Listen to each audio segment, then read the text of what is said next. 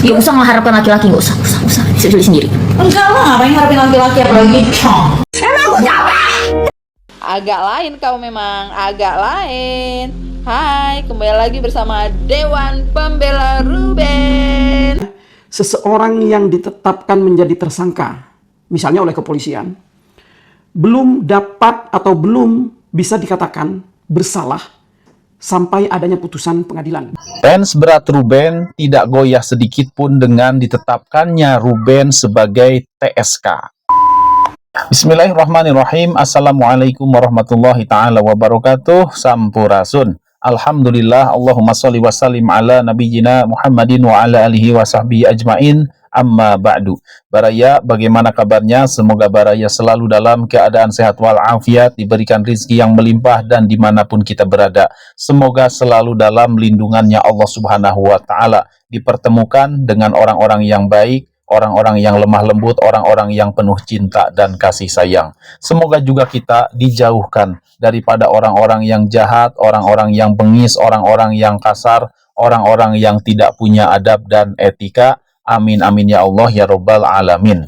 Baik Baraya, Ruben Onsu memang benar, beliau sudah ditetapkan sebagai tersangka. Tetapi Baraya, hal ini meskipun Ruben Onsu sudah ditetapkan sebagai tersangka, tentu saja yang namanya salah atau tidaknya tetap saja harus menunggu keputusan hakim, ya, harus menunggu keputusan pengadilan. Ruben Onsu dikabarkan ditetapkan sebagai tersangka di Polres Jakarta Selatan dalam kasus penipuan.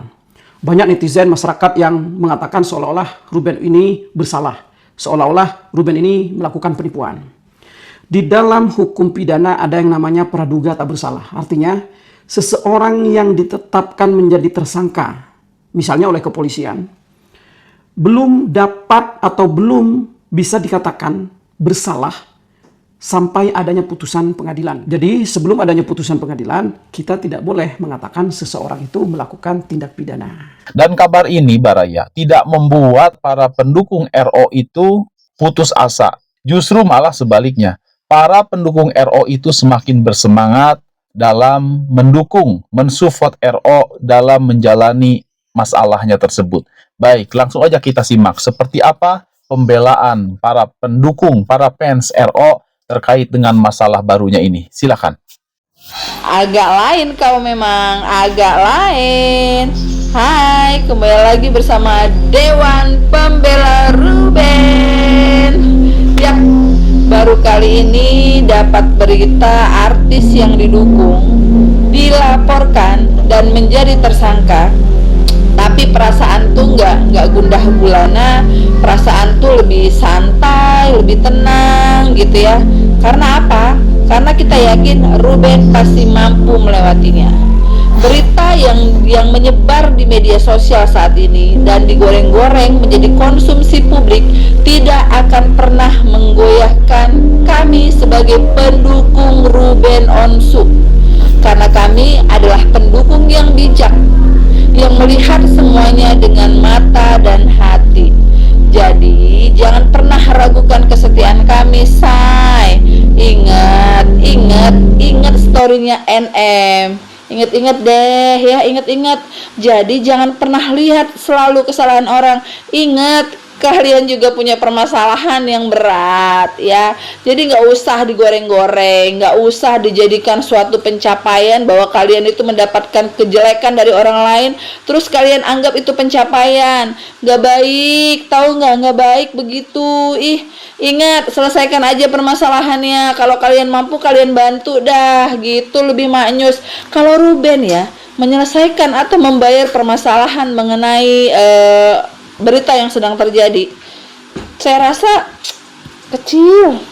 Beli horden 3M aja Ruben sanggup kok. Ingat, horden 3M aja sanggup. Jadi jangan pernah ragukan kemampuan orang lain ya. Jangan pernah hina, jangan pernah caci. Kalian nggak tahu, yang 250 itu aja belum tentu dia sanggup tuh ya. Ini kalau Ruben mah gampang, aset masih banyak. Nah kalau yang Ono, coba deh kalian tanya, bisa nggak? Kalau memang sanggup, kenapa nggak dari dulu dibayar? Itu kasus kan udah 1 tahun lebih ya, atau 2 tahun ya. Selesaikan ya.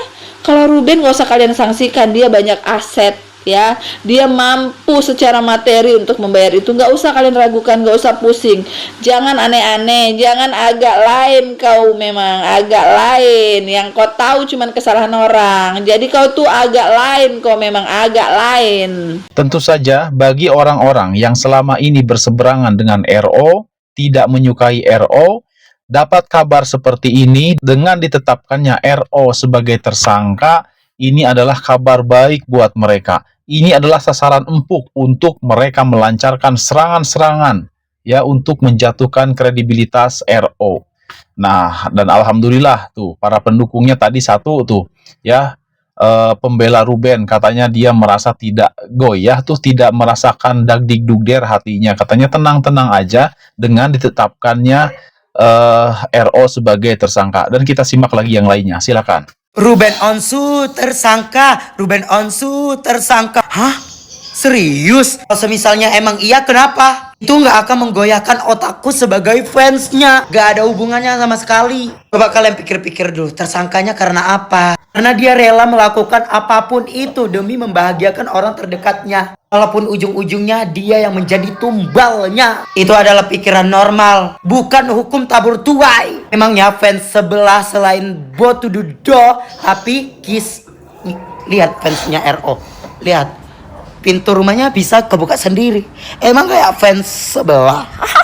Luar biasa memang si emas tadi ya. Meskipun badai menghadang, tetap mendukung Ruben, tidak akan goyah dukungannya terhadap RO. Luar biasa. Bahkan tadi sempat menyatakan, lihat tuh fansnya RO ya, pintunya aja bisa buka sendiri, eksklusif ya, luar biasa, mantap. Kita ada lagi yang lainnya, silakan. Koko RO jadi TSK, bla bla bla, TSK dulu, kubu sebelah sana kegirangan, entar dulu, lu mah gila-gila masalah status. Ini aja case yang nggak ada angin, nggak ada hujan, tiba-tiba dikerjakan, ya. Tiap hari dari pihak kepolisian itu menerima laporan berbagai macam kasus, tapi kalau nggak kuat begini, nggak akan up.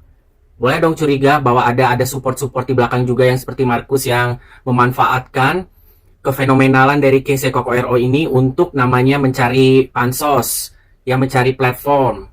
Ya, menggunakan fenomenal ini ya kan untuk aji mumpung. Ya iyalah, berita Koko RO mah yang sekecil kutu aja juga pasti bakal jadi nasional. Emangnya ono? Dari masuknya dikejarnya sampai keluarnya dari jeruji kagak ada yang tahu ngeliput. Ya beda lah, beda kelas, udah pasti lah bakal nge-headline, mau beritanya hoax apa enggak, yang penting kan berita hari gini. Ya kan, mau dimanipulasi, mau dibayar bagaimana, yang penting mah huru-hara, ya kan? Kalian ini pada lupa ya kalau Koko RO itu artis besar ya, senior udah 30 tahunan dari 90-an, 97, 98, lu lupa ya? Lu samain sama idola lu dari pihak sono. Ntar dulu, Koko RO aja mungkin sampai keblinger, kenapa tiba-tiba gue jadi TSK? Kenapa tidak ada bahasa ke gue? Kenapa tidak diminta gue dipanggil, dikonfirmasi? Tiba-tiba aja dari penyidikan April itu, tiba-tiba jadi TSK. Ntar dulu, itu kan status sementara. Ya, status tersebut itu bisa menjadi status yang digagalkan kalau 1-2 lebih bukti dari pihak Koko RO yang pada akhirnya baru aja mau dikirimin surat untuk pemanggilan diperiksa. Kenapa nggak dari kemarin-kemarin Pak Polisi? Ya, sengaja biar jadiin TSK dulu Koko RO gitu. Nanti kalau ketahuan semuanya terbantahkan, itu TSK itu bisa jadi dihempaskan, bisa dituntut balik ntar in case kalau memang seperti begitu. Kalau memang Koko RO nggak mau ribet, ya kan? Damai aja udah, gantiin rugi. Ya kan, Koko RO punya uang. Ya kan? Dan kan itu kan ada dua, yang 3,5 sama yang 1. Ya kemungkinan katanya yang 1. Ya kan? Ya udah. Mau proseduralnya bagaimana? Beres kan? Nggak usah kayak masuk pakai baju oranye segala macam. Lu emangnya jeruk? Ya, emangnya jus? Tar dulu, denger ini penjelasan dari Bapak Acong Latif nih terhadap penjelasannya perkara ini. Ruben Onsu dikabarkan ditetapkan sebagai tersangka di Polres Jakarta Selatan dalam kasus penipuan. Banyak netizen masyarakat yang mengatakan seolah-olah Ruben ini bersalah, seolah-olah Ruben ini melakukan penipuan. Di dalam hukum pidana ada yang namanya praduga tak bersalah. Artinya seseorang yang ditetapkan menjadi tersangka, misalnya oleh kepolisian, belum dapat atau belum bisa dikatakan bersalah sampai adanya putusan pengadilan. Jadi sebelum adanya putusan pengadilan, kita tidak boleh mengatakan seseorang itu melakukan tindak pidana. prosedural seperti ini mah udah biasa ya. Jangan langsung hip hip hura, langsung mencak-mencak kayak orang debus ya. Ikutin aja dulu semuanya. Yang penting kan at least nggak masuk yang seperti kayak Ono yang pernah mungkin baju oranye ya kan. Itulah Baraya pembelaan dari fans beratnya Ruben. Memang ya, setiap orang itu pasti pernah melakukan yang namanya sebuah kesalahan. Pasti, siapapun itu orangnya. Jadi maka sangat-sangat wajar jika para fans beratnya Ruben, meskipun Ruben sudah ditetapkan sebagai TSK, tetapi tidak membuat luntur semangat mereka dalam mendukung Ruben. Demikian, mohon maaf bila ada salah kata. Wabillahi taufiq wal hidayah. Wassalamualaikum warahmatullahi taala wabarakatuh. Terima kasih.